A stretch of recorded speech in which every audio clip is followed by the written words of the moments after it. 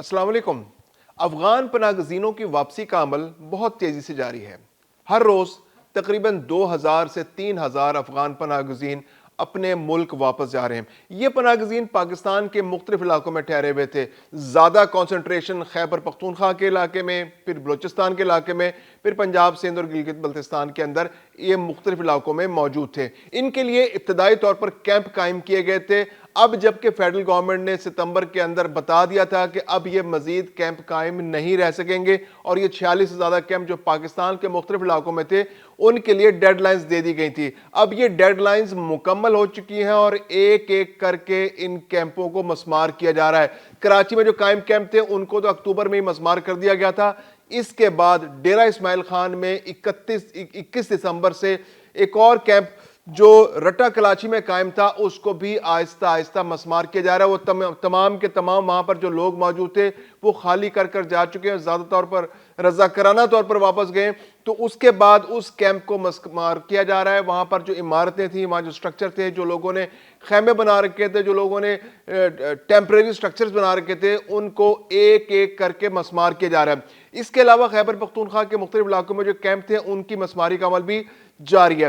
سوابی کے اندر جو 2 کیمپ تھے ان کو بھی مسمار کرنے کے لیے 31 دسمبر کی ڈیڈ لائن دی گئی تھی۔ 30 دسمبر سے پہلے کہا تھا کہ 30 دسمبر سے پہلے آپ ان کیمپوں کو خالی کر دیں، رضاکارانہ طور پر اپنا سامان اٹھائیں، جو مکان کا حصہ آپ ساتھ لے جانا چاہتے ہیں، کوئی سٹرکچر جو آپ نے خود بنایا ہے وہ لے جانا چاہتے ہیں، کوئی کھڑکی دروازہ اکھاڑنا چاہتے ہیں تو اکھاڑ لیں اور اسے اپنے ساتھ آپ لے جا سکتے ہیں۔ دوسری جانب جو کیمپوں میں موجود افراد تھے انہوں نے کہا کہ جناب ہم تو سردی بہت ہے تو آپ ہمیں ابھی نہ نکالیں، ابھی تو موسم بہت شدید ہے، ہم کہاں جائیں گے۔ یہ مسئلہ بہت عرصے سے چلا جا رہا ہے، 2 سال سے الٹیمیٹم دیا ہے، تقریباً 2.25 سال اب ہو چکے ہیں کہ ان کو کیمپ خالی کرنے کے لیے کہا جا رہا تھا اور یہ کیمپ خالی نہیں کر رہے تھے۔ متعدد بار ڈیڈ لائنز دی گئی، ہر 2 مہینے بعد 3 مہینے بعد نئی ڈیڈ لائن دی جاتی تھی، لیکن یہ لوگ خالی کرنے کو تیار نہیں تھے۔ اب جبکہ فیڈرل گورنمنٹ نے صوبائی حکومتوں کو نوٹیفائی کر دیا ہے کہ اب ہم مزید ان کیمپوں کو قائم نہیں رکھ سکتے، تو صوبائی حکومتیں اپنی زمینیں واپس لے لیں، ضلعی انتظامیہ کے حوالے کر دیں۔ تو اب ضلعی انتظامیہ کی جانب سے ان افغان پناہ گزینوں سے کہا جا رہا ہے کہ وہ ان کیمپوں کو خالی کر دیں۔ تو 31 دسمبر سے مسماری کا عمل شروع کرنے کا الٹیمیٹم دیا گیا تھا، اگرچہ اب بھی کچھ لوگ وہاں موجود ہیں اور آہستہ آہستہ خالی کر رہے ہیں، لیکن زیادہ تر لوگ خالی کر چکے ہیں۔ یہ جو 2 کیمپ تھے، یہ براکئی میں ایک افغان مہاجر کیمپ تھا، اس کے علاوہ جو گنداف مہاجر کیمپ تھا، یہ 2 کیمپ سوابی کے اندر تھے۔ تو ان کو بھی خالی کرایا جا رہا ہے اور ان کی مسماری بھی آج کل میں شروع کر دی جائے گی۔ تو یہ بہت بڑی ڈیولپمنٹ ہے۔ جو کیمپ ہیں ابھی ان کا نام و نشان زمین سے مٹایا جا رہا ہے۔ تو اس کے بعد کیمپوں کے اندر ان افغان پناہ گزینوں کا رہنا جو ہے وہ ممکن نہیں رہے گا اور انہیں ہر صورت واپس جانا جائے گا، واپس اپنے ملک جانا پڑے گا۔ KPK جو ہے وہ بہت بڑا ایک مسئلہ ہے اس وقت، جو وہاں کی گورنمنٹ ہے وہ اس میں اس طرح سے تعاون نہیں کر رہی جس طرح سے بلوچستان، سندھ اور پنجاب کی حکومتوں نے تعاون کیا ہے۔ بلوچستان سے تو تقریباً صفایا ہو چکے افغان پناہ گزینوں کا، تقریباً 1.5 لاکھ افغان پناہ گزین جو وہاں موجود ہیں۔ اس کے علاوہ سندھ کے اندر تقریباً 50 سے 60 ہزار افغان پناہ گزین موجود ہیں اور اتنی تعداد پنجاب کے اندر موجود ہے۔ خیبر پختونخوا ایک ایسا علاقہ ہے جہاں پر اب بھی 18 لاکھ سے لے کر 20 لاکھ کے درمیان افغان پناہ گزین موجود ہے اور ان کی واپسی کا عمل بہت سلو ہے۔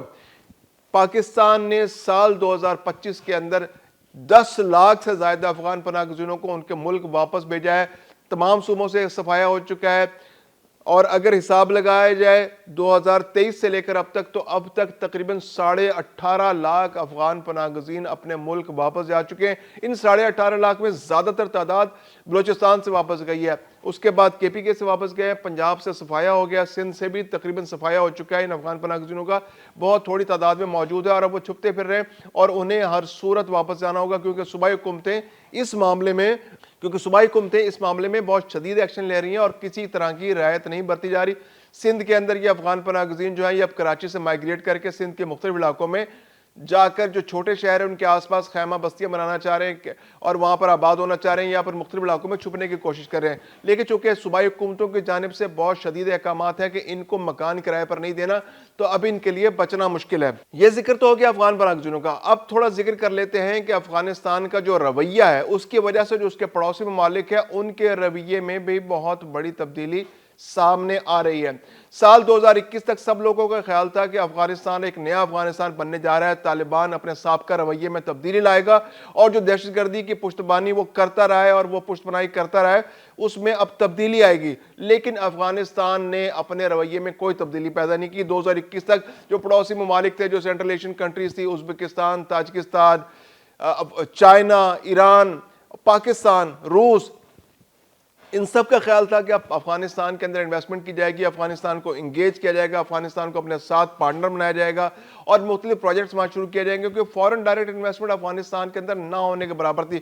اگرچہ وہاں معدنیات کے بہت بڑے ذخائر موجود ہیں، وہاں پر بہت قیمتی دھاتیں موجود ہیں، جواہرات موجود ہیں، لیکن ان کو نکالنا اس لیے ممکن نہیں ہے کیونکہ وہاں سیاسی استحکام نہیں ہے، وہاں امن و امان کی صورتحال بہت خراب ہے۔ تو اس کی وجہ سے وہاں پر فورن ڈائریکٹ انویسٹمنٹ نہ ہونے کے برابر تھی۔ سال 2021 کے آغاز میں تو یہ فورن ڈائریکٹ انویسٹمنٹ صرف $20 ملین سالانہ تک آ کے محدود ہو گئی تھی۔